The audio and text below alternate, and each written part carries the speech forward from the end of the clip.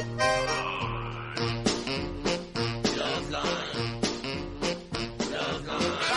is meant for an adult audience. Loveline may contain sexually oriented content. Listener discretion is advised. Now, here's Dr. Drew and Adam Carolla. Hey, we going, Mike? Good. Yeah. Hey, isn't that the band that Potsy, Ralph Mouth, and... Thanks, Mike. What the... He's getting delay in his ear. I think I'm getting a direct. All right. Are we out of delay? You're out of delay. I've been out of delay the whole time. What the hell am I doing? Bunch of air? Are you still in delay? You're on the air, Adam, and you're fine. Just talk. Just talk, guy. You're fine. Can you do it? Take your headphones off. Take your headphones off and just talk. Either that, I'm going to go to calls right now. All right, go to the calls. Really? All right. Yeah, go to the calls. You got everything else brilliant to say? All right, that's Mike, fine. you're going to fix this, right? All right. Oh, for Christ's sake, wait a minute. Don't go to the calls. You know, is that mind-blowing? I did a CNN broadcast once of a satellite television, and it was about a second like that behind. You think your head's going to explode right there. Yeah, I talked to a friend of mine who listens to the show all the time tonight about 7:30. He goes, you really sucked last night. So I go, okay, tonight I'm going to pull it together, man. I'm going to come in here firing on all cylinders, man. Stand back. Look out. I'm a total pro. And then I screw up the first 10 minutes of the show. All right, that's Dr. Drew. He's a board-certified physician and an addiction medicine specialist. I'm Adam Carolla. I'm a big screw-up. Let me give you the phone numbers, 1-800-LOVE-191. That number again, 1-800-568-3191. You can fax us at 310-854-4455. We have Mike Muer coming in tonight. He's ex-suicidal tendencies guy. And he's got a new band called Psycho Myco. And also another band called Infectious Grooves. And it's the same people. And they actually open for themselves. I don't know how they split up the money, but we're going to find out. Drew, you got anything you want to say before I continue screwing up the show? No, you're just doing great. It's just a wonder to see you perform. Yeah, thanks for the encouragement, Pops. Jordan, what's going on? Hey, how's it going, man? Good. Hey, I had to agree with your friend about last night's show. It was pretty bad. Thank you, Jordan. Yeah, but I listen to you every night, and your show's great, man. God bless you. Well, my problem is about this chick that I'm like, there's no doubt about it, but I'm in love with her and everything. Right. And I get that, like, feeling in your stomach, the butterflies. Right, gas, right. And I've been friends with her for about 2 years, and I don't know if she even feels anything between us, but... Because you haven't made your move. Am I right, Jordan? Exactly. Right. Have you ever talked to her? Yeah, I talk to her every day. Yeah, they're friends. All right. Yeah, we're friends. Right. So being friends means you get to hold her notebook while she makes out. No, not exactly, but yeah, I talk to her every day. Let me tell you something, Jordan. I spent my entire high school career doing that. Now I'm 31, and I look back and I go, I should have just went for it. Because no one remembers, and it's no big deal. You know what I'm saying? You think it's the end of the world, but it's not. Right. You better just go for it. The thing is, I have really bad luck. I mean, I'm not like the worst-looking guy in the world. Right. I mean, I don't want to sound all stuck up and this is not going to have anything to do with luck. No. She's either going to be interested in you or not. But wait a minute, Drew. Let's not forget about the curse factor. A lot of guys are cursed. By? That would be me, man. But here's the big joke. They're cursed by themselves. Right. Yeah, they give themselves the bad luck. They say they're cursed. Right. They act cursed. And women are like they're like woodland creatures. They sniff stuff out. They can smell. You know how like a bear can smell fear on you? Right. That's right. Yeah, women can smell fear. They can also smell beer on you, by the way. You'll learn that when you get older. But what I'm saying is they smell out the guys who are insecure, and they run away. Am I right, Drew? Yeah, amazingly, I totally agree. All right. They're very instinctive, very intuitive, and they're not looking for someone who is not sure of themselves, probably. Jordan. Yes. You got yourself like a, I don't know, Ozzy Osbourne CD or something? Close enough. All right, how about some suicidal tendencies? No. You don't? You go get one. Go get that one where he yells about not getting a Coke, and all he wanted was a Coke, and get yourself all pumped up in front of the mirror like some kind of scene from Lord of the Flies, pin your ears back, and go over to her house and ask her out. Am I right? Yeah, you're right, man. Pepsi. Damn. Oh, it's a Pepsi. I can get my ass kicked first 5 minutes of the show. Lauren. Yeah. Hey. Hey. What's up? You're on Loveline. What's up? I was at my boyfriend's house earlier this afternoon, and we were having sex. And beforehand, he asked me to masturbate. And I went with it for a while, but then I felt kind of weird afterwards. I just don't know if I really like that. And I guess I'm calling because... You felt uncomfortable with him and all his buddies sitting on folding chairs by the foot of the bed? No, not quite that. But it's just, I don't want to know if this is like, if you heard of this before or not. I mean, it's just kind of weird.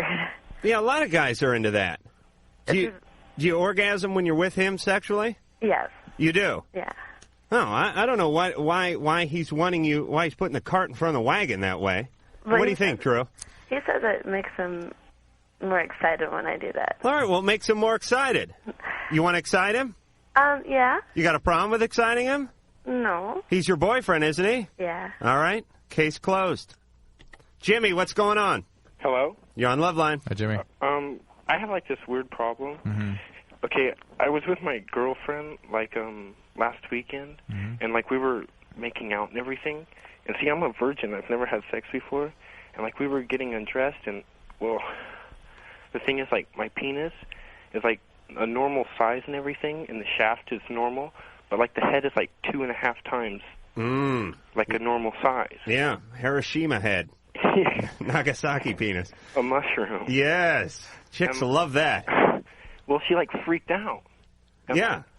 And she, like, did not want to have sex. Oh, no, would you? Would you want to have sex with a plunger? Oh, that's a shame. And, like, she, like, freaked out and, like... Was she a virgin also? No, she wasn't.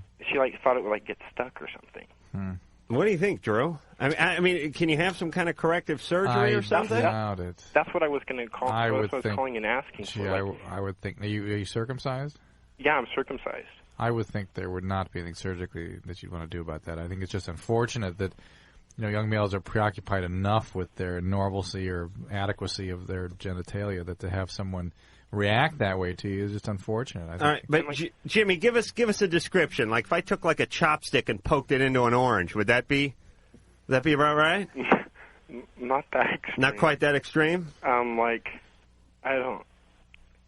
Take like a golf ball and put it on a carrot. All right, hold on. All right, okay. I just did that. Well, nothing wrong with that except for the dimples. Jimmy, I just think it's something you have to begin to reassure your... Is she still your girlfriend? I haven't, like, talked to her. And, like, I think she told her friends, too, because they, That's just horrible. That's horrible that you acted that way. I don't think she is the person you wanted. That is just... Yeah, I mean, it's horrible sexual etiquette. Even if she was mortified, but, like, she should have just lied. I've, like, gone out with her for, like, 3.5 months, and, like, I thought I was, like, really, really liked her. Well, maybe you can heal this thing, but be that as it may, I mean, I just worry the way she reacts and then she goes and tells everybody. It's just really kind of extremely... It's cruel. And I think you're going to be fine. I think you'll find somebody who accepts this and doesn't really make a big deal out of it.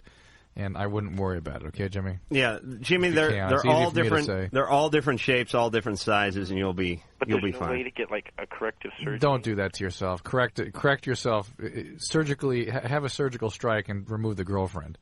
Okay, that's what needs to happen. I like when Drew speaks like Schwarzkopf. Josh, what's going on? You're on Loveline. Hey, guys. Hey. I just have to say, you guys are a couple of the most twisted perverts I've ever met. Wait a minute. You're including Drew into that? Well, when Ricky was here, it was a little bit worse. Okay. Now, Josh? Yeah? You smoke any pot tonight? For legal reasons, I'll have to say no. Okay, you see I'm getting good at this. Yeah, it's pretty difficult to determine. Yeah, you got to be like Columbo to figure this out. Josh, give us a little chuckle. A little chuckle? No, I'm not going to do that. Come on, a little laugh. Come on, Josh. Oh, yes. Okay. That did it, Josh. You got a question? Yeah. Well, anyway, like last summer I was going out with this girl we went out for 3 days, and then she moved to the East Coast. Mm-hmm. And then just a little while ago I started hearing from her again. She started sending me letters and stuff. Right. And these letters are telling me how much she loves me and how much she wants to be back, and I'm like, what the hell should I do? You went out with her for 3 days. 3 days. Did you have sex with her? No. Do you really like her? She's a little bit younger than me, but Then make it real clear to her, make a clean break, and she'll get over it. Because if you start seeing her and you're not really into it, this is all going to get a lot worse. Yeah, no, but the thing is she like lives like half the country away, and yeah, all the more reason. Josh, she's a little delusional, and you're a little stoned, and it's a bad combination. A bad combination, being stoned and delusional. Yeah, that's rough, Josh. Both. Josh, listen. What you got to do is what Drew told you to do. You have to nip it. Yeah. I don't know if it's too late to nip it in the bud, but you have to nip it. You can't give her anything to go off of. Right. She's young. She'll get distracted. She'll move on. Am I right, Drew? She'll be fine. All right. Let's talk to Lucas. Lucas. Yeah. What's going on? Nothing much. Okay, I have a friend, and he's been like in love with this girl at his school for about a year and a half. I mean, he's always talking about her, and he's told her that all she wants is friends, but he doesn't want that. I mean, he's a really good friend with her, and he doesn't want to lose his friendship. But all right, I don't like these third-party questions. What about you, Drew? Especially when they have a false presentation. In other words, he said he was calling for something totally different than what he ended up talking about. So. And you want to bring? Should we bring Mike in? Would this be a good point for Mike to make his way in? We got Mike Muer, ex-suicidal tendencies, now from Psycho Myco. We'll go back to the phones while Mike gets himself in here and adjusts himself. Chuck. Yeah. Yeah, you're on Loveline. Hey, you guys have a killer show, man. Thanks, Chuck. Killer show. I'm surprised they even got through, man. I pushed redial for about a half hour at a time, man. Really? Yeah. Wow. I listen to you guys every night, man. You stoned, Chuck? Ooh, right now? Yeah. I wish I was, man. I'm at work. Oh, okay, so you're just scraping resins? Yeah. Where do you work, Chuck? Work at an Amico. Oh, okay, so you work at a filling station. I don't think they have those out here on the West Coast. They don't have, like, Mohawk and all that good East Coast stuff. Yeah, I got a question for Dr. Drew. Yeah, and, Mike can help out, too, because we got Mike Muir in the studio. All right, man. The question is, what is the solution for fixing premature ejaculation? Well, what does that mean to you, first of all? What's that? What does that mean to you? What is premature for you? Premature ejaculation? Ejaculating in 45 seconds, a minute and a half, which is a pretty slim time, man. Premature. Yeah, anytime you're under the minute barrier, that's bad news, isn't it, Mike? Yeah, you could say that, man. I would think so. Wow. I wouldn't know from experience. That's like 45 seconds, like 78 orgasms an hour. Probably hard to keep a girlfriend, too. All right, man. So what's the solution? Well, he's holding. Go ahead. He's giving me the flying V. A couple of things. You could masturbate. You got to figure it out, because if you go too far before she comes over, like 6 hours or something, it's a small window, the masturbation window. Thank God I've crawled through it a few nights. All I'm saying is I would go about an hour before she comes over. That'll give you a chance to then freshen up with a shower, anoint yourself with talc, and be ready. Am I right, Mike? Mike, what do you? I'll take your word for it. Vitamins you can take? Is there a doctor? No. How old is this guy? He's 22. There is a lot of things out there that are available to you. Some people. Is there a magic vitamin? Or... No, there's no magic vitamin, no magic pills, no crayons or anything like that. Wait a minute, it's on the shelf that makes your penis larger, your nose smaller, your biceps bigger, your hair come back. Right. It's right there. It's right up on that upper shelf. You find it in those parts of magazines, too. But there's exercises. People have advocated the Kegel exercises for men. There are certainly people out there. Hello? Now, is that where you put a keg in your ass? No. It's where you sort of focus on contracting the pelvic floor muscle. Now, how does that work? Because explain it. Explain it in layman's terms, because I may want to try this. If you try to interrupt a urine flow, you start pain, you try to stop it. Right. Okay. That's the muscles we're talking about, and basically you constrict those 10 times with long contractions, counting up to 5, and then 10 quick flicks. You do like 5 sets of that 3 times a day. And, that develops the muscular floor. And where do you work on that? What's that? When you're driving your car, whatever you want. You just piss right now in the car? You don't have to pee and then do it. You have to that lets you get used to the feel of it, how to contract those muscles. You've presumably learned how to do it without peeing. But Okay. there are sex therapists out there. There's a lot of people out there can help you with this. You can. How do you think a sex therapist would benefit me? I don't know. I think the best thing is to have a open relationship with a partner whom you can kind of just work on this with and figure something out that works for both. Yeah, I mean, if you find someone you're comfortable with, you can relax with, and you can kind of work out all the sexual kinks, right, Mike? Yes. Mike? Yes. Mike, you're here. Yes, I am. We got Mike Muer. Yes. Mike, you guys are going out on tour soon, are you? Psycho Myco? Yeah, I'm going out in March. We were already started in Europe and Australia. Came back for Christmas. Now, how was Europe and Australia and all that? I like it a lot. I like Australia a lot. Been there a few times, and the postcards, it says it all. Yeah, a lot of open spaces. Yeah, definitely in Perth too. So this place like Malibu, probably 20 years ago and stuff. Right, and now are they into the whole punk scene over there? Yeah, they're into it a little bit different though. You know, a lot of what they call punk here doesn't really do anything over there, so that makes me kind of happy that they accepted you and over guys. there they call me, and all the things they call me, the legendary punker, Mike Muer. Oh, really? In Australia? Yeah. So they have a whole really cool surf skate scene and that whole situation. And are they as weird as people from like the United States? I mean, you know, do you get a lot of guys like, you know, urinating on stage and getting passed around in the mosh pit and all that stuff? No, I think they're pretty cool people actually. But you gotta understand, when we meet people, they're like beating someone in a band, so they're like really on their best behavior. Like me. Yeah, exactly. So all right. we don't have no problems. All right, and you're also with Infectious Grooves. Yeah. I mean, it's the same people, right? Yeah. Actually, on the record, we had different people play on it, but live we tour together, so we do 2 sets. But I mean, you take a break. You tour with yourself. Yeah. It's the only person I can get along with. and I don't even get along with myself very often. Now, do you argue with yourself over who gets to open and how long the sets go? Definitely, and sometimes be a rock star, and I won't let the one band have a sound check. Now, does Infectious Groove go on first? Nah, Psycho Myco does.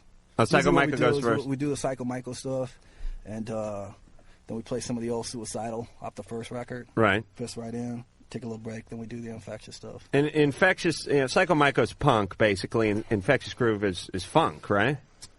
Yeah, I'll oversimplify it. I have a tendency, I don't like to use the word punk, because people... All right, what do you want to call it? Because I'm going to write it down. Well, when Suicidal started, people call it punk. Some people said it wasn't, but everyone has their definition, and what people call punk now is not what I call it. So I call what they call punk, I call it bubblegum pop.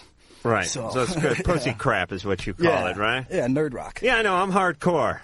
Look at me. I'm covered with tats. I got a mohawk going on, or piercings coming out everywhere. I think it's a little bit different. Some people, their motivations of what they're trying to do is, I think that, especially music nowadays, a lot of people and bands, they almost want you to feel comfortable being a victim. You know, the world's messed up, and that's the way it is. And I don't want to be a victim, and I think... When you're younger, my dad always said, he goes, hey, when you're young, you're going to fight. You fight with your fist. But when you get older, you're going to have to fight with your mind, and that's a lot harder to fight. And I think that's important. And I think what you have to do is let people realize that you can't be a victim. People are looking for victims, and you have to let them know you're not going to be a victim. And that's one thing physically, but it's a lot more difficult mentally and stuff. Well, that is, I mean, I wouldn't call it the theme of our show, but we do get a lot of people that would benefit from that advice. Oh, absolutely. Absolutely. I think problems are something that you create the majority of the time. You know what I mean? Well, we talked about this last night an awful lot, that problems are things you tend to keep bringing upon yourself, often as a result of things that happened to you that were way outside of your control when you were a lot younger, though. Yeah, you break that cycle, ultimately. This is on a tangent, though, but one of the things I always realize is, as my dad always said, and I think it's very true, if somebody does something and you don't like it, you're twice as bad for doing it. And it's amazing, they'll have these shows, and they'll have like these child molesters, and they'll want to play the victim part and stuff. And they'll sit there and they'll get in details of what happened to them and how terrible it was and this and that. And I sit there and I go, well, if you know what it did to you and how it destroyed your life, then you know damn well what you're doing to that person when you're doing it. Sympathy? Nah. Right. Sock you up. Right. That's the way I look at it. All right. So you're saying lethal injection for all. I believe in the death penalty, but that's a whole different thing. Yeah, I'm kind of down with that, too. And we're going to be down with more show and Mike Muer right after this.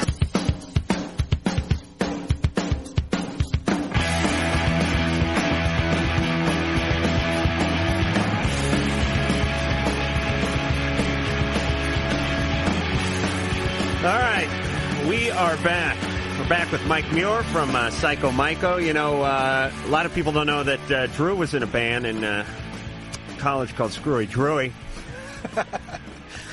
Find that. It's only on vinyl, but he's got some good cuts on there. Let me give the phone number out. 1-800-LOVE-191. 1-800-568-3191.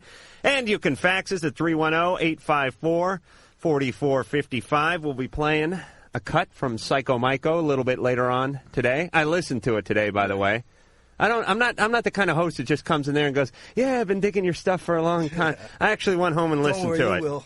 Oh, I will? Oh, good. Yeah, I'm looking forward to that. All right, so, Mike, you're going to help us out on some of these calls, right? Yeah. All right, good. Angie, what's happening? Hi. Hey. Well, last weekend I went out with my brother-in-law and his girlfriend, and we got to drinking, and we just decided to have a threesome. You, your brother-in-law, and his girlfriend. Yes. Were you all just completely out of your mind loaded? We were. And I have been not being able to sleep. I can't eat. I can't think of anything except for what happened, and I don't know how to tell my husband or if I should even tell him at all. How long have you been married? A year and a half. Do you have kids? I have a 3-year-old. Oh, is it with him? With your husband? Yes. Did your husband ever suspect anything with you and his brother? Never. In fact, I've been a really decent person all my life until I did this. I waited until I got married before I had sex. I've never even dreamed of doing that in my wildest thoughts, and it just happened. Wow. Yeah. I mean, this isn't something that crops up very often with people that were virgins until their wedding day, is it? I mean, you can imagine how somebody that maybe contained urges that and curiosities might sort of come out in ways that they don't expect. So Angie just exploded like some Tupperware that had been left out in the sun too long. With some bad lasagna in it. Angie. Yeah. You're scared your husband's going to find out. Yeah. But your brother sure as hell's not going to tell him, is he? No. Let me ask you this. Can you not tell him? Can you live with yourself with not telling him, or do you feel you have to? I don't know. I haven't been able to live with myself very well since that happened. Yeah, but does that feel like that because you think you're obliged to tell him, or you believe he's going to find out? I mean, to live your life, to go forward in your life, do you feel that you have to tell him this? I do, but I'd rather not be around for the consequences. But Angie, let me ask you a hypothetical. And Mike, you can jump in here, too. If you knew absolutely, unequivocally that he would never find out, wouldn't you just not tell him and get on with it? No. Really? You need to tell him. No, I can understand that. What's up with that? It's called honesty, Adam. It's something you may not be too familiar with. Hold on, I'm writing that down. Does that start with an H? It's something associated with integrity, too, another word that might be new to you. Wait, integrity, honesty, now, hold on. I don't know. I wouldn't say anything. Would you, Mike? If I was her, see, that's the difficult thing. Well, he's going to be honest. He's going to say, "No, you wouldn't." No, right? No, but you could go forward in life. You could your value system, your sense of yourself and stuff is such that you could go forward and not tell him and live your life. Angie, it sounds like, is not that way. She feels as though she can't. It's going to blurt out of her. It's going to explode if she doesn't. That she says she doesn't want to have to suffer the consequences, and I'm sure there'd be consequences. Yeah, but she's willing to live with the consequences. You wouldn't say anything, Drew, Mr. High Horse. Don't give me that crap. Look, Angie, if I don't know how I'd feel. I think I might feel like Angie, that you feel like you couldn't go. You get depressed. You feel like you couldn't go on without revealing it. I guess I have another question for Dr. Drew. Since this happened once, can I even trust myself to even have fun anymore? Well, or am I just going to explode like I did last week? I would suggest that you not drink to excess. That really you can chalk this one up to alcohol. I suspect if you had your faculties about you, you wouldn't have done this. But let's not pass too much of the buck, Drew. I mean, I'm not passing it totally. But she's afraid. She feels as though she's like this out of control wild woman that she's going to go explode like the Tupperware again. And I don't think you have to. I think you should have to add some intoxicant if that were to happen. Especially how she feels now. I mean, she's really learned. All right, I'm going to sum this up. Angie, here's the deal. It may be eating away at you, and you may feel obliged to tell your husband, but I would not tell the guy for him. I wouldn't look at it as I'm going to tell him and be honest for him. I would say I'm going to lie for him. Because if my wife did this And my wife was a virgin when I met her, and my wife screwed my brother a year and a half into the marriage and felt like she wanted to kill herself and was never going to do it again and was going to be my slave now, basically from here on in because she's racked with guilt. I wouldn't want to know. Would you, Mike? No, plus it's his brother, man. That's going to cause family problems. Yeah, I mean, too, that you is know? it. I mean, imagine Thanksgiving over there. Yeah. Oh. No. So what? Chalk this up to file this under things he doesn't need to know. Exactly. Yeah. I mean, there's certain things, for guys. all parties involved, for her best interest too. But I will say this: when I was younger, my favorite rap line was a chick drinking. And that, you know what I'm saying? That's like you see the chick that's drinking and you go, oh, okay, it saved me a lot of trouble. But in the same sense, too, I know a lot of times people do things and they use that excuse, but I was drunk and blah, blah, I didn't know what I was doing. In California right now. They got a great memory. Well, I'm saying is a lot of times people use that excuse. I understand what you're saying. And so she was like saying, and I don't know if it was a slip when she's going, but can I trust myself to have fun? Right. Wait, what are you saying? You know, listen, I didn't hear her saying that it was a horrible, wretched experience. She didn't say that. Yeah. She didn't feel dirty or bad about the experience. She felt guilty and out of control and remorseful for having done it. But in this state, if you have sex with somebody who's intoxicated, they really are considered not able to render consent, and it's similar to rape. Well, yeah, I'm not talking about passed out or California. something like that. No. Apparently, it's not. It's sort of working its way through the courts, but it doesn't even have to be passed out. Just over the legal limit? Not even. It's not even. It's not even clear what because it is. it's .08. I mean, you can be at .08 on a beer and a half if you're like a 115-pound girl. Well. I mean, I've worked half the jobs I've worked over the legal. Adam, I'm drunk right now. Your whole rap is just shot now. Thank you, Carrie. You got a question for Mike? Yeah, I do. Hi, Mike. Hi. How are you doing? Good. I saw Suicidal in Somerset a couple years back. Somerset, Wisconsin. Yeah. That was pretty cool. Cool. I just had a question about suicidal tendencies. Yeah. What inspired you guys to write "Controlled by Hatred"? Which song is that? It's we did a record called "Controlled by Hatred," and it's a song. Basically, simplified, short answer: hate can be a good thing if you let it, and I let it. I think hate is kind of like gasoline in an engine. It's a great motivator. You can have the greatest car if you don't have any gas; it's not going anywhere. I think hate is something. A lot of times people use it as an excuse. I'm not doing something. Someone tells me I can't do something. Someone tells me I'll be nobody. Simplified, I think I have a responsibility to prove that I will be somebody. And I carry that burden. And that's a burden I want to carry. And I realize that because there's a lot of times there's things I didn't think I could do until someone said, you can't do that. What are you doing? What's wrong with you and stuff? And it was like, hey, that's the greatest motivator there is and stuff. And I refuse to use an excuse if someone says, I'm not good enough to do this. I'm not good enough to do that. And I think, it's like with suicidal. It's like we would say crazy. You got to be crazy to believe in yourself. Nobody teaches you to believe in yourself. No one teaches you that you're special, that you can be something else. Your parents say it, but you feel they say it because they're your parents and stuff. And I think it's a situation. When you do something, when you know why you're doing it beforehand, you take the time to figure it out, and you know what the repercussions are, you know why you're doing it, you go out and do it. And if the other people don't understand it, that's their problem. Let them worry about their own life. You do what you got to do. And so I think it's a situation. A lot of times what people say is negative, I think is a positive. It's what you make out of it. So you're saying if you're pissed off, instead of going out and like robbing and raping and killing, just like start a band. I mean, I don't want to oversimplify I think that's probably this. the problem. I'll be the one that'll say it. There's probably too many people that are in bands, and most people are in bands because they don't like school and they don't like working, and they want people to tell them that they're great. All right, start a good band. That's what I'm saying. But what I mean is hate can be a motivating force. Incredible. It's the best one. It can do it for a lot of people, and it doesn't always have to be a negative. I mean, you don't always have to go out and kick someone's ass because you're filled with hate. Yeah. It could drive you to be successful. Well, that's the whole situation. That's what you have to do. If you feel someone looks at you, you have to turn the world upside down. So they were standing on their head, and that's why they're looking down at you. Okay, well, I don't know what the hell's going on with this studio. I'm sorry, Mike. Mike, we're screwing up here. Mike, the engineer, again. Kimberly. Yeah, I have a question for Dr. Drew. Yes, ma'am. I went to the doctor today, and for a physical, and she said I have something called inverted nipples. And I was wondering if it'll affect my breastfeeding when I grow older. Not that I'm aware of. And I was wondering, like, if I'm older, is there any sort of cosmetic surgery that I can get? I'm sure there are things that can be done. The most significant problem that I've ever seen associated with them is women get a lot of irritation when they have that problem. But other than that, I'm not aware of any significant problems associated with them, okay? Okay. Don't worry about it. That's the important thing. Okay. All right. Thanks. Bye-bye. Hey, was that good? Was that a good call? What's going on in the studio, Mike? This is a travesty. You're fired, and all of you are gone, too, even you record reps. I want everyone out of the building.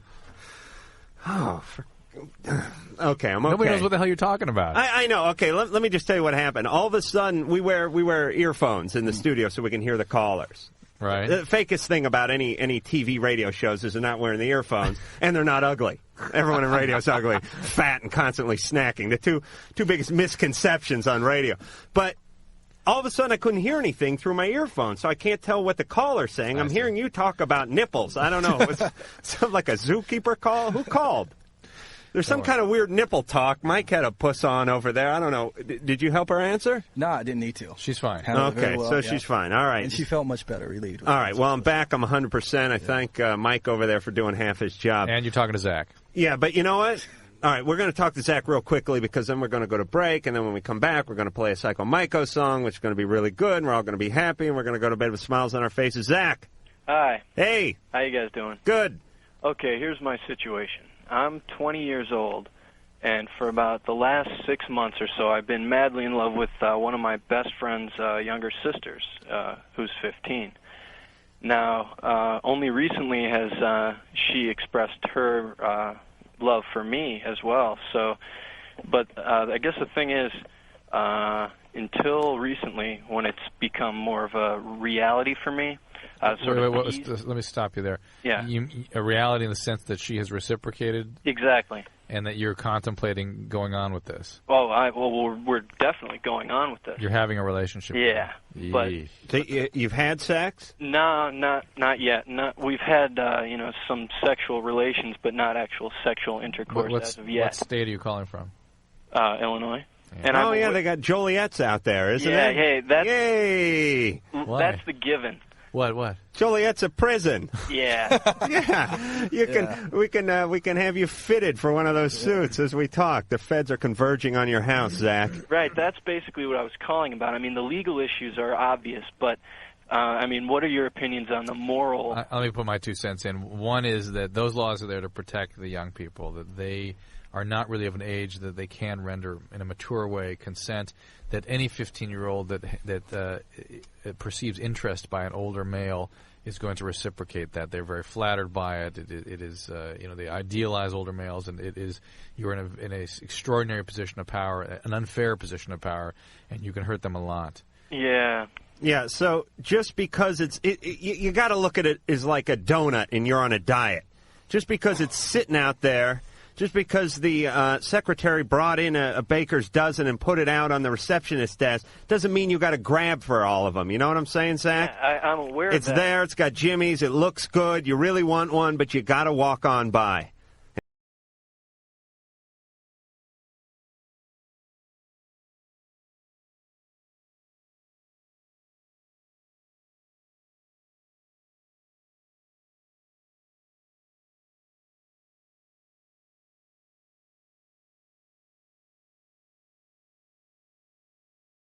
Paul Bunyan and just whacked on the console with his clenched fist, and it seemed to work out. So it's a real professional operation we got here. Let me give the phone number out real quick, 1-800-LOVE-191, 1-800-568-3191. Fax is coming at us, 310-854-4455.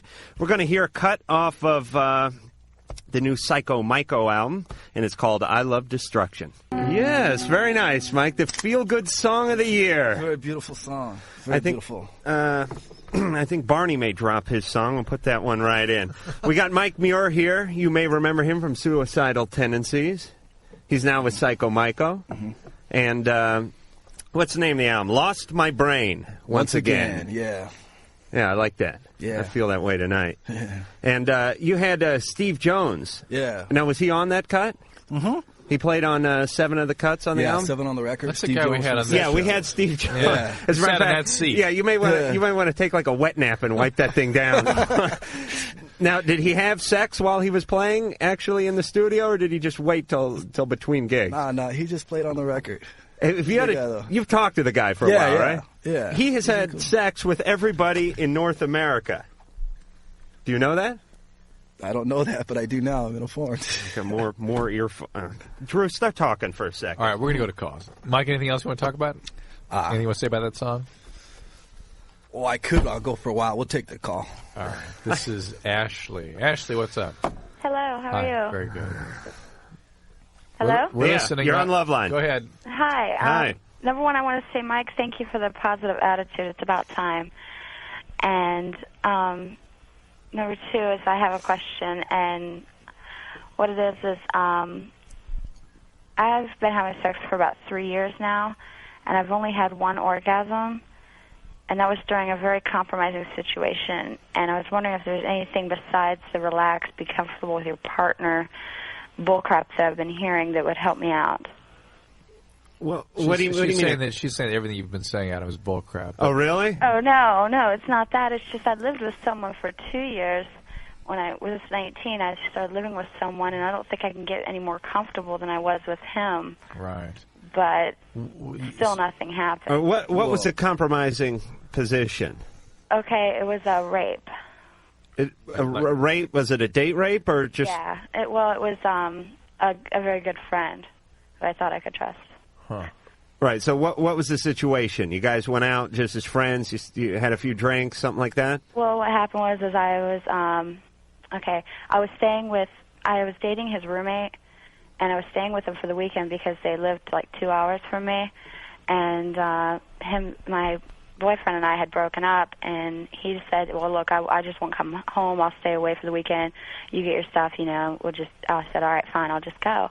And I was feeling really down, and so me and the guy went and had a bunch of drinks, and we went back, and he just decided not to leave the bedroom.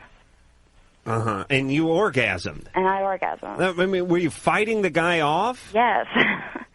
Really? Yes. So, I mean, you were like kicking and scratching and screaming and having an orgasm. Yeah.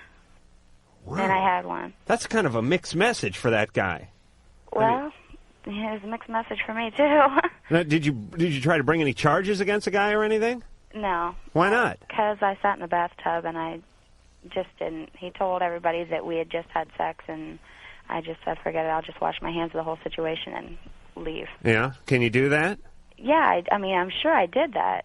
I mean, I had therapy, and the psychiatrist said, you're fine. You've dealt with it very well under the circumstances, and da-da-da, but... All right, so you feel like you put it behind you. Right. And you want to know how to get the orgasm minus the rape. Right. Well, at the risk of sounding insensitive here, maybe you need some tough love. I mean, maybe you're into the rough stuff. Yeah, I like that too, and I've tried that, and that's when I come close. Yeah, Mike perked up a little when I said that. No. What I was going to say is being comfortable with someone isn't always the answer. Sometimes you're comfortable with someone, but that doesn't mean you love them. Right, you're comfortable with your grandparents. It doesn't mean you want to have sex. It doesn't mean that you're comfortable in that way. That can be a completely different thing, and it may have been just being comfortable with the wrong person, and that might be your way of telling yourself that you didn't really want to be with this person, even though he may have been great friends or whatever, or it may have just been a financial situation, but he seemed like a nice person.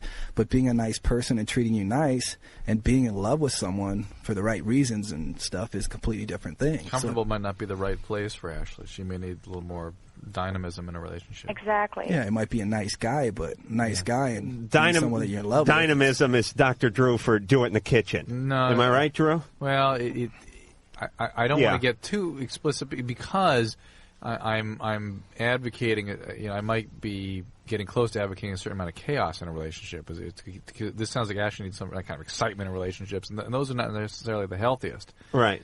So I don't really want to. Well, did you love the guy that you were living with? Yes, I did. I still do. And did you love him because he was a great person, or you loved him because you just loved being with him and just? Oh, I loved every minute that we had together, except towards the end. But yeah. But sexually, it was never there. Sexually, it wasn't. Because he was kind of wimpy. No, actually, he'd rough me up a bit, but I'd come closer during those times, but I never would. Yeah, did he talk dirty? Yeah. So he did everything he could do, basically. Right. And it wasn't happening. Right. But you can get yourself off if you masturbate. No. No? No. Never have. No. Wow, Ann? When I've masturbated, I always feel stupid. Hold on. Producer Ann is world's You feel authority. stupid? Hello? Hi. Hi. What did you say? You felt stupid Yeah, masturbating? I always do. I just start laughing. I just can't help it. Why? I have no idea. Can you put a pillow over your head? Well, I mean, basically what it comes down to, if you feel embarrassed about touching your own body, then, you know, you're never going to, you won't be able to achieve an orgasm. But you have to be able... You've described, being the world expert that you are. Thank you, Drew. That was Adam's Everyone's title getting for into you. the act, by the way, Ann. Yeah, if you can't but Ann fondle has- your own junk, who can? Yeah, but Ann has all kinds of other special techniques that she is. No, but she described. can't use any of the techniques unless she's really, you know, wants How about to your, achieve your this. special water spout The technique? bathtub, but you got to be in the right frame of mind. You can't be We'll laying tell there. Ashley about that. I mean, help her out. All right, Ashley, this is what you do. Thing. Huh? I've never heard the bathtub thing. All right, here we go. Okay. Again. What you do. Hold on, let me get my pants down. All right, go ahead. God. What you do is you get candles going. Thank you. And you just relax. You get in the bathtub. You scoot your butt down so it's right over the drain. And then you put your legs up on the wall. Then you turn the faucet on so it hits you right where it feels good. And then you just relax and close your eyes, and there you go. Lukewarm water, right? No, warmer. Definitely warmer. Warmer. Not too hot, but... Okay. And don't laugh. Just relax. Thank you. I'll try that. All right. All right. Yeah. You know, Ann? Yes? You know what I'm going to get you for Christmas? Or for your birthday? One of those inflatable bathtub pillows. You ever see those? Yeah. Yeah. No, then I'll drown. I have to have my head propped up higher than that. Well, you'll have something to You cling have to on kind to. of be on your elbows that way. Oh, could you imagine having to tell your folks about that? How'd she go? I see an instructional video coming out. she drowned in the tub masturbating, Doctor. All right, do we have to go to a? Do we have a commercial coming up with you guys? Didn't I give you the whole 2-minute rap last night? What happened with that? All right, screw you. We're going to commercial.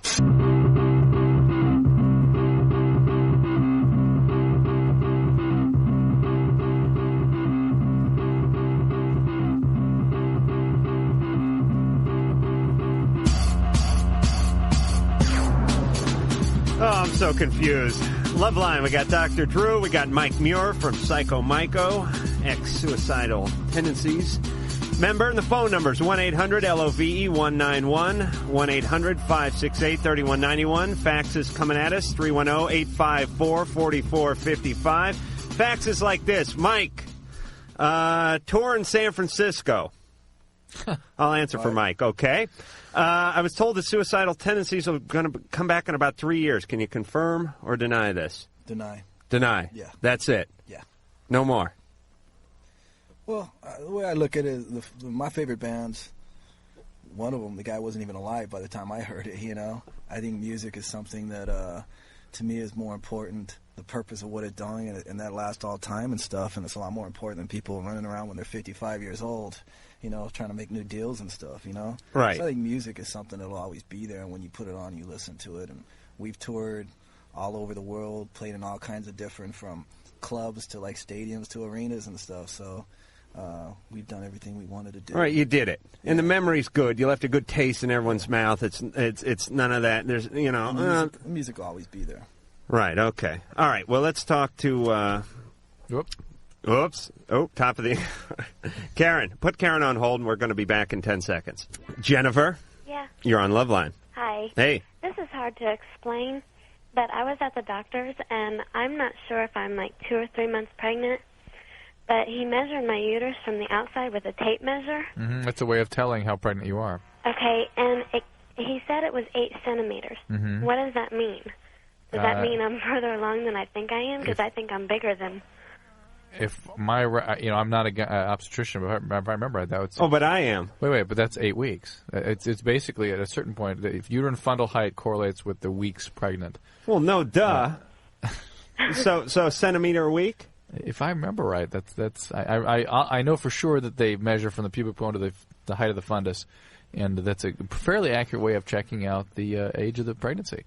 So it sounds like he's saying it is 8 weeks. All right, so wait, let me do this on me, Drew.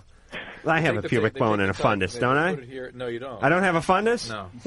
Hey, Ann, I said I needed a fundus. What the hell's going on? These cheap Westwood I'm One keeping bastards. yours. Oh, you're holding my Yeah, fundus? exactly. Good. All right. Keep it in that fundus sack for me. All right. So where's it, Drew? From the top of the pubic bone? From here to just it's usually like right above here. Oh, okay. That's the fundus zone there? It's the fundus zone. It'll stick up. That's what comes out here. Yeah, but how do you know where to stop? I mean, it's below the belly button, right? Just about right there. But there's no dotted. There's no line. No line. There's no. Yeah, okay. They're Follow the dot not charted out like when you go to the butcher and you see the cow up on the wall and it's got all the different parts and cut. It's not like that. Not like that. No. Oh, okay, Jennifer. Yeah, but what I don't understand is just I'm bigger than I look. I mean, I'm just my stomach. Maybe you got one of those like 300-pound Japanese babies you see in the magazines. What do you mean you're bigger than you look? I don't know. It's just I look at most pictures and stuff like that, and my stomach is just big for only being too I really much. think I am. I think I'm further along than I really It sounds think like I am. it's going to get a lot bigger as you go along here. So, you mean, yeah, it varies a lot from woman to woman. Right. And so you could just be having a gargantuan child. It could be a tremendous freak of nature type child. No, it's like not that. Like a wrestler it's type. more that how the position of the uterus is situated in a given individual. So. Is it okay if I ask another question? Yeah, go ahead. It's actually a comment about last night. I was listening to it. Yeah. And you had said something about an abortion being a higher risk for breast cancer. Yeah. I had an abortion about a year and a half ago. Right. Does that what does that mean to me? I mean, that means you may have a higher risk than you would have had without it. Okay. So I mean, now you're obviously getting pregnant at a younger age tends to decrease your risk of breast cancer. Oh, it does? Yeah. Well, so that's it. I'm getting knocked up. So maybe that would kind of balance it out a little bit. All right, there you go. You got the yin, and you got the yang, and you got the fundus zone. And we're going to talk to Mike. Mike, you got a question for Mike? Yes, I do. Well, I've been doing this comic book for like 4 years now, and the name of it is Psycho Myco. So I was wondering if I could use that, if you would care. Where'd you get the name from? Did you get the name from Mike? No. Yeah. Well, I ain't heard your comic book. Yeah, give us a little excerpt from the comic book, Mike. And if Mike likes it, maybe he'll give it his blessing. Okay, well, here's the one I'm working on right now. Okay. Is it a big ugly dude with a blue bandana? No. He wears bandana sometimes, though. He's a trench coat, shotgun-toting maniac. Right, all right. And you never heard of me. That's about right. You never heard of me. Yeah. Right. Go ahead. Okay, well, here's the one I'm just finishing up right now. There's a hooker in an alley, and she wants to know why he took the eyeballs and cut off the tongue of her pimp. Sure. And he said, I just needed to get off. Right. All right. Let's. Kind of like one of them Daniel Steele kind of in cartoon forms. Do your parents drink, Mike? No. Do you have a history of alcohol abuse in the family? No. How old are you? Molested? Huh? How old are you? 18. 18. Okay, that's what I thought. Yeah. Do you have any? What happened, Mike? What went wrong? Nothing. You're just sitting home thinking about hookers Do you and have a shotguns. girlfriend? Hey, I got to be realistic. That ain't realistic. I've been doing this for 4 years, making a pretty penny off of it. Yeah. Really? Yep. You mean it's you're having only underground, and I'm getting $2.50 an issue. You're having this thing published? $2.50. 50 cents of that is yours, Mike. You know what's great about having it published too? I'm doing it out of my school's expense. Oh, great. All their stuff, so I don't have to pay for nothing. Fantastic. Skimming right off the lunch fund for the poor bust-in kids. Taxpaying dollars at work again. That's right. That's right. That's our tax dollar hard at work. God bless you, Mike. Need more Americans like Mike. Kathy, you're on Loveline. Hi. Hey.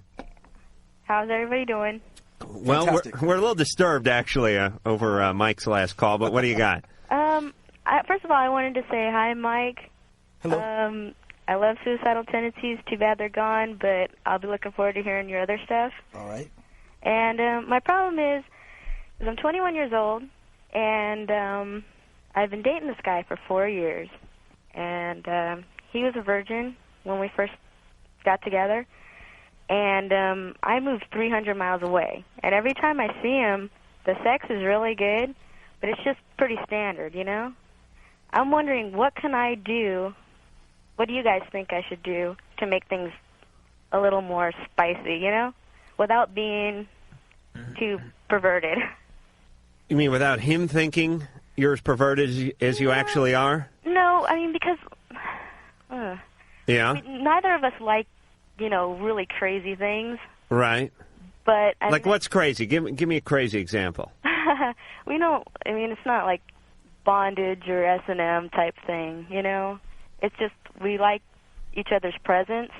Right. I mean, it's really good. I mean, every time I'm with him, I have an orgasm, and also Even if you're not having sex? Oh no. Okay. When we're Okay, because having that would be good. That would be really good.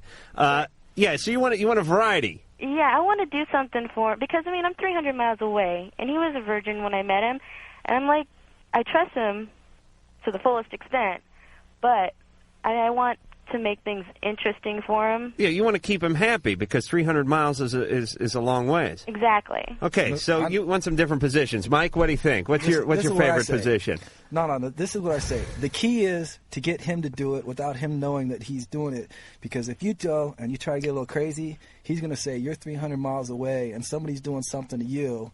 And that's why you get a little crazy. He's going to start questioning. So the key is to get him to do it without him knowing, you know, get him to take the lead. All right, so here's what you do. Yeah, so you're saying so like work it into the conversation over dinner. Yeah, if you you got to get him to do it so it's like his idea kind of thing, you know? Yeah, Because if you just come on and you start doing something, he's going to say, whoa, where's this coming from? That's not the person I know, so someone else is in it. All right, so you're eating and you're saying, you know, I was looking at the funny pages, you know, that Marmaduke, you know, that dog's got a lot of style. That doggy's got a lot of style, let me tell you that. You just do that, and then you say, like, you know, I was working in the garden the other day, and I was doing the wheelbarrow and cart and everything around, and you keep working sexual positions into the conversation subliminally. Would that work? Well, I mean, it's not just a sexual position, really. I mean, it's just something I want to do for him, you know? But I don't want, like Mike said, I don't want to be a person he doesn't know. Yeah, okay. I understand that, but let me tell you, if you are going down on this guy, he's not going to start questioning you. You know what I mean? Not at the time. Not at the time. Well, afterwards. Yeah. And then if you just do it again real fast, he'll shut up again. That's how guys are. There's something between the penis and the guy's jaw. Drew, is there some kind of ligament that goes right from the penis to the jaw? Because the guys will trap right up. I mean, they'll shut right up as soon as that happens. Drew? No. No, okay. Thanks for backing me up on that. All right, Kathy? Yeah? You know what to do. I'll work the sexual positions into conversation over dinner. Right.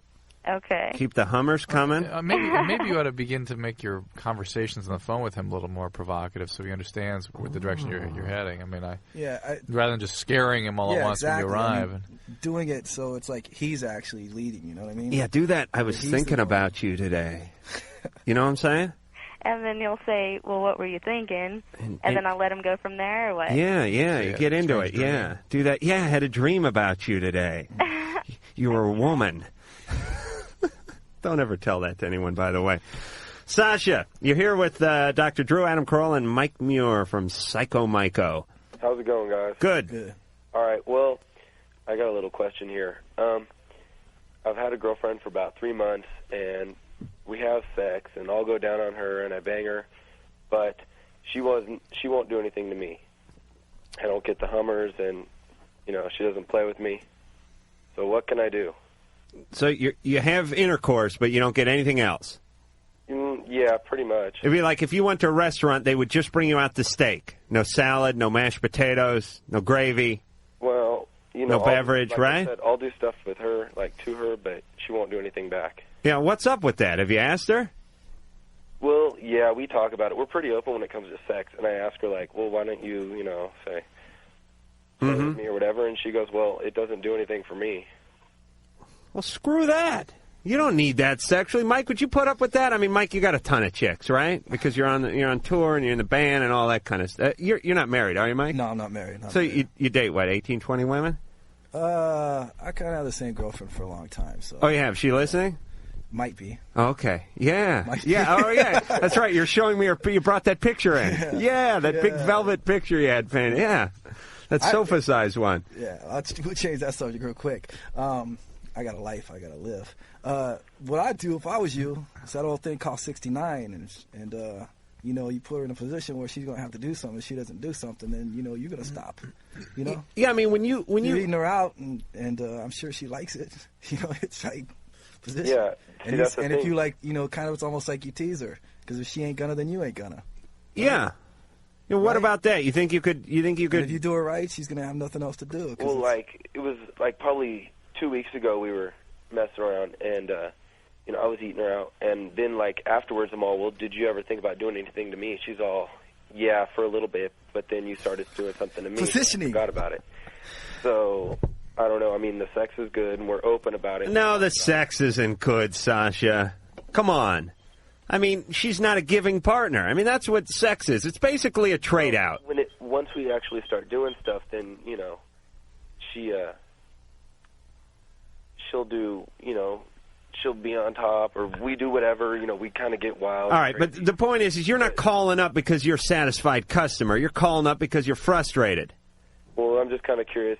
Do you think something happened where, like, she had a bad experience with that? No.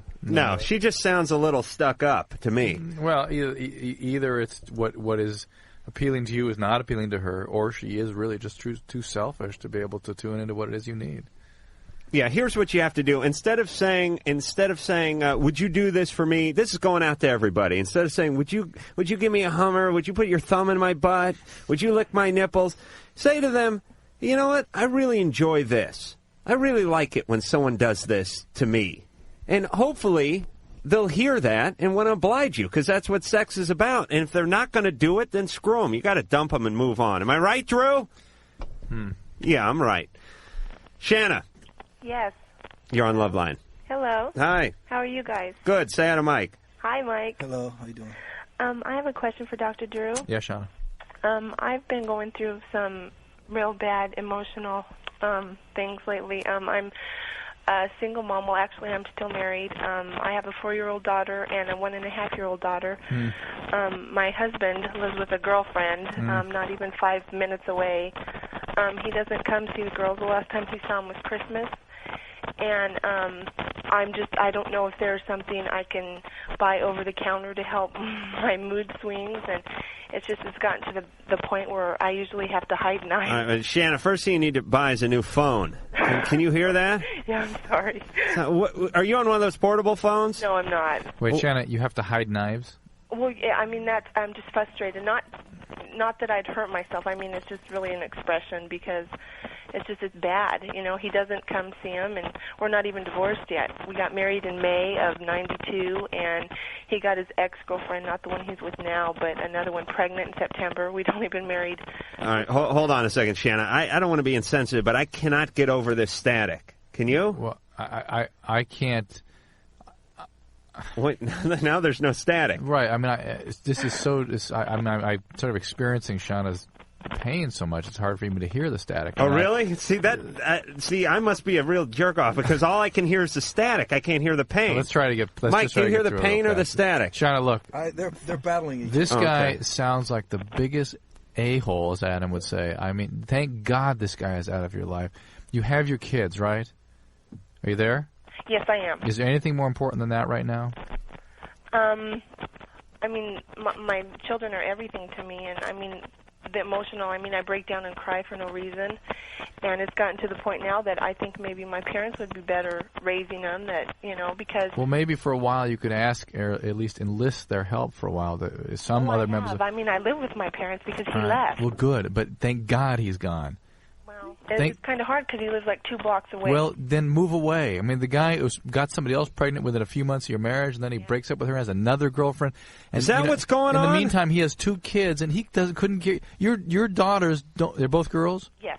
Don't need this guy in their life. You want him as far away. God knows what he would do to them. No example is better than a crappy example, right? Than an abusive, terrible example. Yeah, I mean, this guy is an asshole. Yeah, because... Can I say that? Yes. I think you did, yeah. I can't Mike, help it. Put that on a card, would you? I can't help it. Stuff like this makes me sick.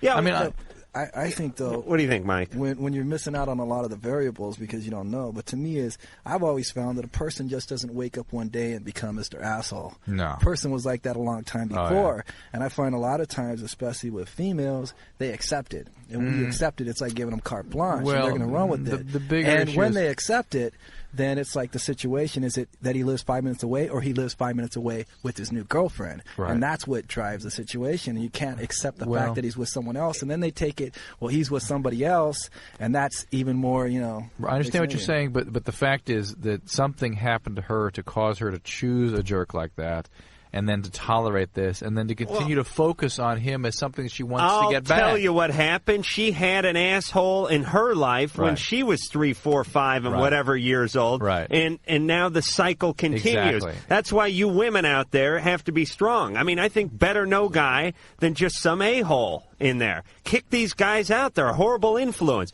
Kids are like sponges. Yeah. Kids and scrotum sacks, actually. I have a couple of theories. We worked the scrotum theory in earlier. But kids walk around, they're like sponges. They suck up whatever's closest. That's right. And if it's some asshole on the sofa getting loaded every night with his feet up on the coffee table, they just soak that up, unfortunately. They don't need it. All right, let's make it fast. Gary, what's going on? Oh, not too much. I just listened to that, and I agree with him 100%. Who's him? Well, what the guy was talking about these assholes out here. Yeah, all right. I think that was all of us. All right. You agree with everyone. What's going on, Gary, big kiss ass? Well, not much. I just said, I was listening to the gal who said she'd never reached a climax, and just wanted to tell her don't give up, because there are those of us out there who do know how. Oh, there are? Yeah, there is. And is that you, Gary? Well, I'm one of the few. I learned quite a bit when I was overseas. Oh, sure, the service. Yeah. But every woman has got a spot on her body somewhere that will stimulate her like she has never been stimulated before. Yeah, unfortunately, most of the women I date, it's like inside their skull or something. I can't even get to it with like a wooden spoon. Well, what you got to do is you got to plug up each ear. That way it stays in there long enough for it to register. So you're sicker than I am, Gary. Gary, so you're saying you're like a dividing rod. You can find, like how a dividing rod finds water, you can find a woman's spot. Yes. And there you are. Let me give you a quick physical description of you, Gary. Okay. All right. Tall guy, skinny guy, but a big gut. Nope. No? Nope. No ass and a big gut? Seriously? No, I've been told I got an ass. Oh, you do? Yeah, that seems to be the first thing a woman will comment about. What they're saying is that Gary's an ass. I'm not saying he's got a nice ass. Yeah, well, I might go along with that part. What do you do for a living, Gary? I drive a truck. Oh, well, we are flabbergasted.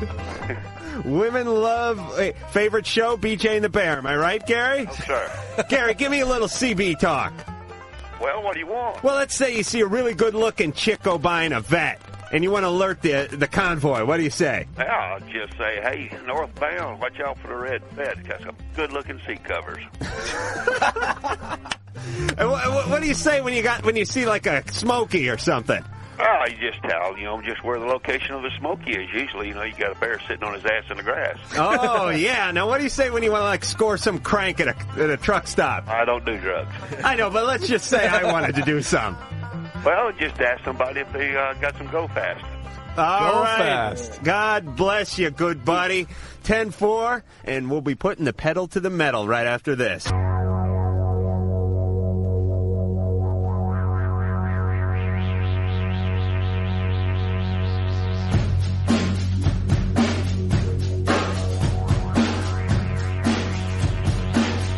All right, we got more Loveline. We got Mike Muer from Psycho Myco. CD just hit the stores last week. Yeah. Is it everywhere? It's everywhere.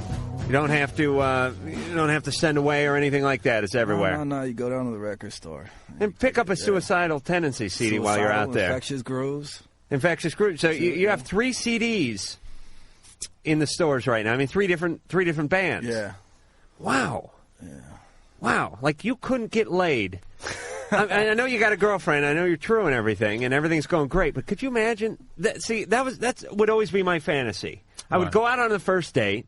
I would not tell this person who I am, and I would wander into Blockbuster or whatever, Music Plus, and I would just stroll around until I found my CDs, and then I would just get the blowjob right there at the counter. Drew, wait, Drew, talk for a second. I'm sorry, I pounded the cabinet. I think that's here. OJ coming through. I think I heard 3 distinct bangs. Drew, a high-tech organization. Drew pounded. Drew laughed. Drew pounded on the console. My headphones went out. Then I whacked this thing. Mike, we got to fix this. For Christ's sake. All right, did I give the phone numbers out? Do it again. 1-800-LOVE-191. That number again, 1-800-568-3191. And faxes, 310-854-4455. Drew, you got a call you want to take? Let's take line 2. This is Erica. You're on Loveline, Erica. Hi. Hey. How are you? Good, except for the headphones. Except for the headphones. What's up? Not much. My question was for Drew. Yeah. Dr. Drew. Mm-hmm. So I just go ahead and ask. Right now. I got pregnant. I had uterus cancer, and I've had DNCs like 6 or 7 times, and my doctor told me You've had about what? Wait, you had what 6 or 7 times? a DNC. Okay. What's that? It's if they go in and scrape the uterus out to get the cancer tissue out. And he told me I had a lot of scar tissue. How amazing that you would have uterine cancer at your age. Yeah. Very unusual. Well, it runs in my family, very much so. At a young age? Yeah. Wow. Since I've been, I think 18, 19. My goodness. And he told me I'd never be able to get pregnant. It'd be very impossible, Right. 98.5% chance. Right. And I was just curious if there was anything, if you wrote it down on paper, if there's anything legal I can do about that. What do you mean? Like sue God? Well, no, he told me that I didn't have to, be on the birth control pill, that it'd be useless for me to take birth control pills, that it's better off that I didn't. And I got pregnant. Well, it's definitely better off that you didn't. You understand that? That you could promote uterine cancer potentially. You understand that? Are you there? Yeah, I can barely hear you. That you could promote uterine cancer by being on the pill. Oh, really? Okay, so that he was very appropriate in telling you not to take it. So that was the reason why he... I would suspect so. Yeah, however, your question is, were you improperly advised about being careful about the potential for pregnancy? Yes. And I don't know the answer to that. Really? Did you carry the pregnancy? Or are you pregnant now? I'm pregnant right now. I'm 2 to 3 months pregnant. Do you plan to see the pregnancy through? No, I'm not. I don't think that's probably not a very good idea. But isn't it promising to some degree? You're a young woman and you're told you could never be pregnant. Yeah, and it's wonderful. Now you know you could be pregnant. Now may not be the time. No, not really. I'm surprised they didn't do a hysterectomy on you. Was that planned? Actually, it was I just had a bunch of cancerous cells in my uterus, and it never really got. So I had a lot of problems and stuff, ovulating. like a pre-cancer kind of thing, huh? Yeah, and they kept scraping and everything Right. every couple. I had to go in every 3 to 4 months. Wow. Yeah, are you still going for regular checks? Yeah, I just went in last week, and I'm trying to figure out what I should do about being pregnant. Yeah, so. of course. But definitely continue with regular checks. Remember that if it ever does come to hysterectomy, that there is surrogacy now, that you can still have babies, still using your eggs and your husband's sperm, that they just implant them in another woman, and that works awfully well. Oh, yeah. No, it does. I've got some associates, or I guess they're actually families of patient of mine, who had triplets that way. Yeah, surrogate. until the surrogate mother sues you because she wants to hang on to the kids. It's not their... No, it's really... I've seen the TV movies, Drew, for the love of the kids. Yeah. You know what I'm saying? It's not her kid. It's biologically both the parents. Right, but then they sign a thing, at the beginning and everything, but they still end up wanting to hang on to the kids. No, I've seen the movies. Seen Mike, have you seen that? I've seen a few, but I don't watch TV too much, but... You don't. No, So that's your problem, Mike. You don't watch enough TV. Yeah. You sit around angry. You write songs. You make a ton of money. You should watch TV like me. Bill. Yeah. You got a question? Yeah, I got a question for Mike. Yeah. I'm in a band, and we've been playing together for quite some time now, and we were just wondering, what's a good way to get started and, get your stuff out there? Well, this is the way I looked at it. When we started, we weren't trying to be popular. And I think most people want to be popular, so what do? You do what you think the people are popular are. And the chances of making it that way are very slim. And I think what you have to do is really decide what you want to do. Do you want to make music that you enjoy making? or do you want to make music that you think other people are going to like? No, we're just, my friend Chris writes most of the riffs and everything, and It's we kinda just enjoy playing and It's making. kind of like a sport. If you like playing basketball and you're 5 foot tall and you're 40 years old, you'll never be in the NBA, but that doesn't mean you can't enjoy doing it. Now, if you want to play in the NBA, you got to play by whole different rules. Right. And to me, what we've always done is said, hey, the most important thing is that we do music that we like, and if other people like it, great. If they don't, that's their problem. And that's, so once you try to go out there and try to be liked, that's how you get in trouble. That's how everybody gets in trouble, whether it's with their friends or whatever, is trying to be liked. The best thing to do is do something that's good. And I've always said, people say, oh, we're great, we need someone to hear it. I said, if it's great, people are going to hear it, and they're going to want to play it for But in a people. way, didn't you go out there with people saying, hey, you can't do that, and you said, the hell with you, I'm going to do it, and I'm going to make a success of it? When we started, we were practicing in my kitchen, and my best friend came over and said, you don't think people are going to like it? You guys are good. You could play real music. That's not music, what you're doing. I said, well, if people want to play music, that's cool. We like it. And I think if you do something that's different, the best thing to do is something different, and the best way to be different is to be better. And I think most people, they sit there and they're going, oh, this will just work, fit so good on the radio, and this will just stick out, and then everyone will love us. And if you don't like what you're doing, it's like a lot of these bands that are quote-unquote alternative now. They used to be glam bands. Didn't work, so they changed the music. So what they're doing is trying to adapt to what they think the audience is. And I think the thing is, if you're doing what you really believe in and you enjoy it, you're not going to be Romeo Blue one day, try it for 3 years being a little Prince, and then all of a sudden become Lenny Kravitz hippie.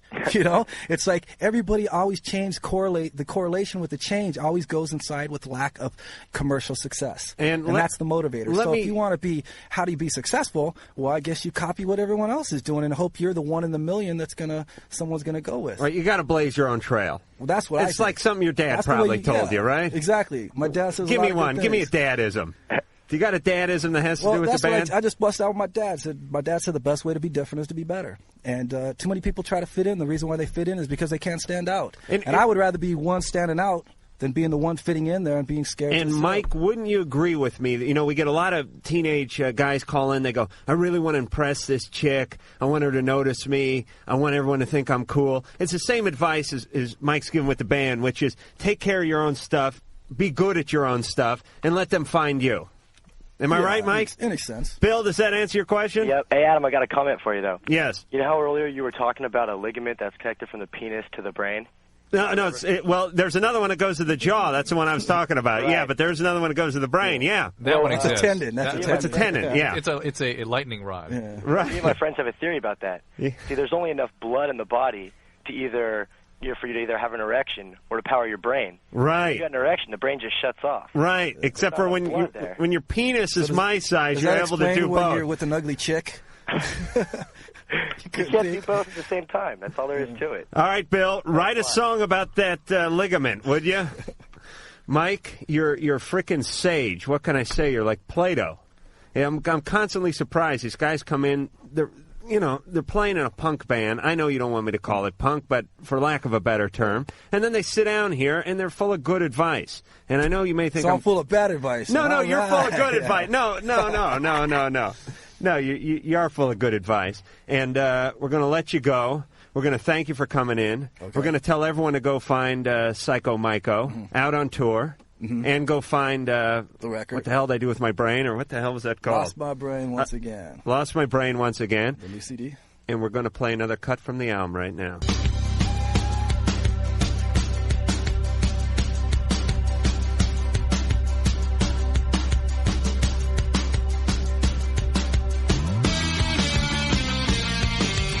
Loveline. Phone number, 1-800-LOVE 191, 1-800-568-3191. We want to thank Mike Muer from Psycho Myco, who has just left the building, and look for their CDs, and also look for them to be on tour here coming up next month. And Drew, you have a fax? Just simple, sensible facts. Why doesn't anyone ever say that affairs are messed up, that they ruin people's lives emotionally, and if someone wants an affair, they should get out first and treat their partner with dignity? Well, then it's not an affair. Yeah, but even so, this guy alleges that no one ever says this. I think we say this all the time. And in fact, I would say if you want to know what happens to you when you follow, impulses and do things you shouldn't be doing, listen to this show for a while, and you hear how much pain it causes people. Here's one you can read. Drew, you're quite... Okay. I'm not quite what? You're quite a sensible guy. Keep going. You're on a roll. You're on a sensible roll. Here's one that says, the great show, etc. But I think Anne is sexy. Tell me a little more about her and how I can go on a date with her. This is John from Area code 805. Well, Ann has made it very clear to me she's not going to date anyone without a huge penis and a big sack of cocaine. So, first off, Hey, that was not very nice. I'm sorry, Ann. She's a happily married woman. And No, but the huge penis, Wait not a this minute now. cocaine. Wait a minute.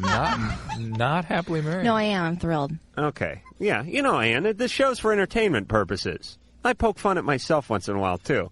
And Occasionally, that's okay. occasionally I'll make the huge penis joke about myself, you see? I'm very And what a liberal. joke it is. Ann is a beautiful woman. It kind of, I was to describe her physically, sort of a Belinda Carlisle. Yeah. S thing. At what At her best. At her best. At what stage? When She had in many her prime. stages. In her prime, whatever stage that is. Close your eyes. Picture Belinda Carlisle. We got to get her in at that whatever fan prime, diet, too. whatever prime she was in, and that's Ann. Ann, Belinda Carlisle, that is. Ann has skin like she doesn't have a pore involved. I don't think she has a pore in her whole body. I don't even know how she sweats or grows hair because she has no pores. Her hair's a different color every night, but that's exciting. It keeps us on our toes. She's firm. You're painting a really bad picture. You better just stop now. She's firm where she needs to be firm, but she... Look, Ann's in control here. Watch out. She sticks out where she needs to stick out. DJ! Yeah. What's going on? Not much. How you guys doing? Good. Yeah, I got a huge question or favor or whatever to ask. Yeah. Well, I've been seeing this girl for like 2-3 months. I don't know a date or anything, But I was wondering, I feel like an ass asking her out. Right. And, I mean, asking her to be my girl. Right. For like a while at least, But, I mean, I just feel like a total dink doing that because, it just sounds like I'm kissing ass and being an all nice guy, but... Yeah, well, the last thing a gal wants to do is date someone she thinks is interested in her. Or a nice guy. Or a nice guy. God forbid. Yeah. DJ, ask her out. Ask her out. You just got to. You've got to go. You got to put yourself out there a little bit and try to. If it's really uncomfortable, you try to initially perhaps pursue some kind of a non-threatening environment. I almost asked her once, but then I started sweating and smelling bad, so I was like, oh, geez, give me a moment to shower. Go wait have a minute. lunch somewhere. I want to get back to the non-threatening environment. Now, Yeah, where would that be? Like Sweden? No, like where is that? Switzerland. Switzerland. No, like neutral environment. Like lunch or something that's not a date, so he doesn't feel too overwhelmed by the whole. Well, we've gone on dates and everything, but. Oh, you have? Yeah, but I mean, I want to go steady with her. I mean. Well, here's how you go steady. You just keep going on dates, and eventually they become closer and closer and closer together until it just turns into one big date, and then you're going steady. And if it doesn't happen, it's because they're not as into it as you are. Yeah, you got to accept that too if that's what happens. All right, DJ, listen. Yeah. Put some deodorant on, and go find this woman and make her yours. John, you're on Loveline. Hey, got a medical question for the doc. Yeah, John.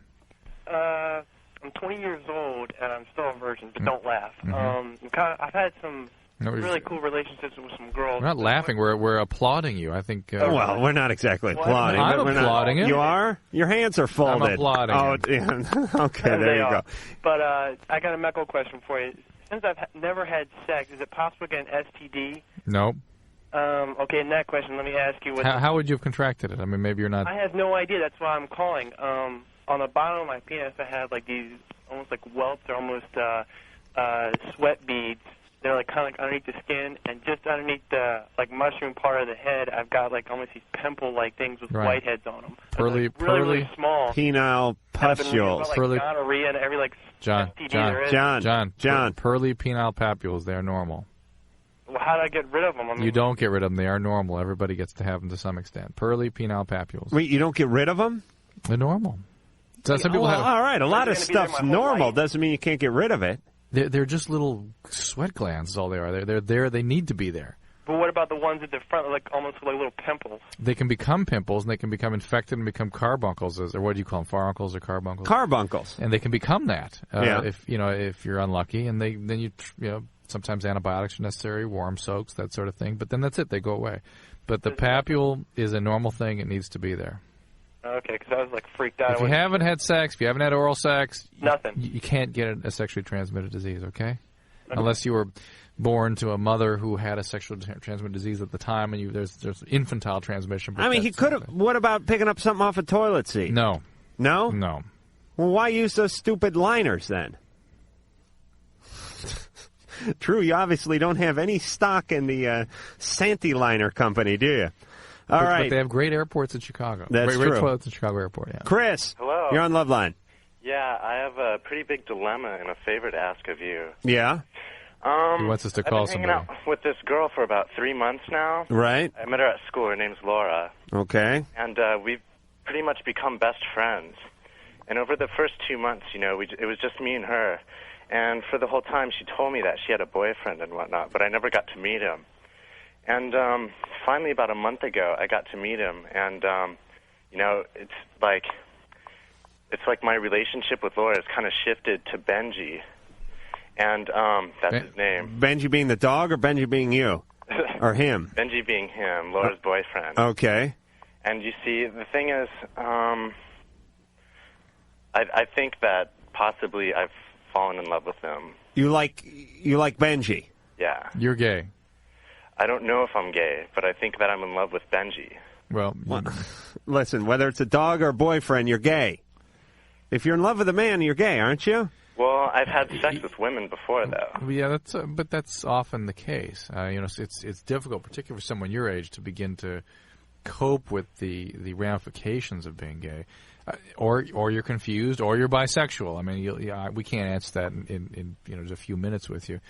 But more than that, all right. Wait, I have a test. Well, the more important test, the more question is Benji gay? How come you're not taking my test seriously, Drew? Imagine that. Go ahead. All right, listen, Chris. I want you to do something for me. Okay. Close your eyes. Uh-huh. All right? Now they're closed. Mm-hmm. Now I want you to picture a penis and a vagina. And I want you to picture yourself in a big field, like a mustard seed field or something on a beautiful spring day. A rye field. Yeah, you're the catcher. And the vagina and the penis both have wings, and they're fluttering about. And you have a net. Uh-huh. Okay? And there you are, and it's Oktoberfest. Now you have this butterfly net, and there they are. Your eyes still closed? Yeah. The penis and vagina are both floating around on a beautiful spring day, and you're in a rye field. Which one do you go after with that net? Well, I think the penis, for all practical purposes, would be a lot easier to catch with the net. All right. You're gay. Okay. That's all you need to know. If you have a net and you go after a penis with the net, you're gay. He had his choice. He could have picked the butterfly vagina, but he went after the penis. Drew, could there be any more positive proof than that? Drew's disgusted. I think he's got a little humiliation and disgust, all and worked fear. and fear, all in the same one. So is this guy gay? I'm not, having trouble dealing with being gay or whatnot. I mean, if I am, I am. If I'm not, I'm not. The question is, I mean, how should I approach this with Benji? I mean, should I tell him or should I, keep it a secret? What do you think the chances are that Benji's gay? Well, everybody thinks he's gay, but he's told me that he's not. But I don't know. Maybe he's in question like myself, I guess. It's... But if you go after this guy, you're going to screw up your relationship with the girl. And not to mention... her relationship with Benji. Right. So you think it's not worth it? I don't think so. I mean, the guy has a girlfriend. How gay can he be? Well, but this guy's had girlfriends, too. Yeah, had girlfriends, but he's washed his hands with the whole... Remember the butterfly thing? Yeah, but if Benji is gay, Chris's friend needs to know that her boyfriend is gay. If he senses if his gaydar is up and telling him that this guy probably is gay, too. You have this guy's phone number? Yeah. I think we should call him because I'll be able to figure it out. Okay. All right, so let's... No time, is that what you said? No time to do it. Oh, we don't? Oh. All right. I'm just going to go out on a limb and say, yes, he's gay. Go after him with all your might, and we'll be back after this.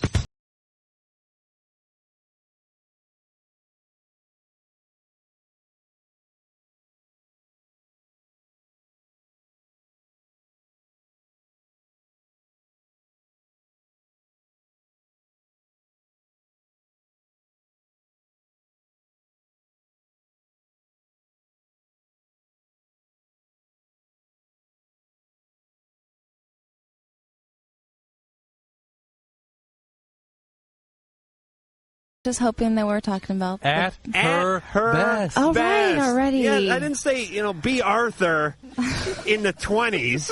I said Belinda Carlisle at her frickin' best. You just can't. You cannot talk about a women's looks anyway. Just don't. Just nod your head like the stooges you are. All men. You hear that? You don't answer. They say you don't care enough even to pay attention. Right. Do you think is my butt looking big? Don't say anything. Do I look attractive in this dress? Whatever it is, just yes. Just learn how to say it, guys. Believe me, it's going to help. Mike. Yeah, guys. Hey, Mike. Adam, you got that gay test down. I have friends who all have the potpourri and the squeegees and everything. Mm-hmm. Total vindication. Thank you, Mike. And they're gay and all that. You forgot to ask him about the Coke and the yogurt and the squeegee, that last caller. Oh, yeah. Well, I didn't have time to explore that. Mike, what's up? We got just a second here. Okay, I was playing baseball with a couple of friends, and I went to go slide into first base. I pulled a groin muscle, went to the doctor, said, yeah, it's a pulled groin muscle, sent me on my way, said, here, put the brace on. And woke up today, my balls were all swollen, my dick was swollen. I went to the bathroom, I was pissing blood like hell. Wow. Could you have had sex with the first baseman and not been aware of it? No. Okay, because that'll happen when you're leading off sometimes. I wasn't leading off at all, I was sliding. Mike, to my experience, I can imagine that you might get some bleeding into that area and there could be swelling, but why you would have blood with urination does not make sense to me. Did you traumatize that area? Did you hit your genitals at all, your testicles? I think so. You think so? Yeah. Yeah. You need to get this checked into. I would suggest you see a urologist because this is far more than I would expect just from a groin pull. All right? Okay. All right. All right. Good luck. I don't know. Do we have time real fast? Real fast. Karen. Hey, how you guys doing? Karen, good. We got 1 minute. Okay, I'll ask real fast then. This is about pregnancy and miscarriages. Yeah. My mom had a really hard time carrying babies, like holding them to full term. She Right. lost all kinds of babies, and I'm kind of thinking about having a baby. At what stage was she losing? She'd lose them. I mean, she had them in the first trimester, and then like a couple of babies she had almost to like 6 months, and they were born alive, and then they died. And so I'm really concerned. So there was She was a healthy woman. I'm a healthy woman, and I'm just concerned. Is it hereditary? Is having like these miscarriages? Or... You know what? Interestingly, most pregnancies actually end in miscarriage. Most people don't understand that. Really? Most pregnancies end in miscarriage, but it's very early, and these are due to genetic errors. You know, things that wouldn't have survived in life. Things just aren't developing normally. You would need more information about what the cause was of the miscarriages in your mother, whether or not there was some genetic problem or whether there was something wrong with her uterus or cervix, whatever it was. You need more information. All right, so then you can say whether look in your uterus is what Dr. Drew is saying, and good luck with that. Let me give the address out for those of you who want to write, for those of you who are incarcerated. P.O. Box 4345, Hollywood, California, 90078. And you can reach us at America Online at LUVE191 at AOL.com. Oh, sorry. I do that every night. Every night. Thanks, Sackless Mike. LUV191. I want to thank Sherry, the fantabulous phone screener, Crazy Ed, who's over there doing God knows what, but nothing. No. Yeah, okay, he's doing that.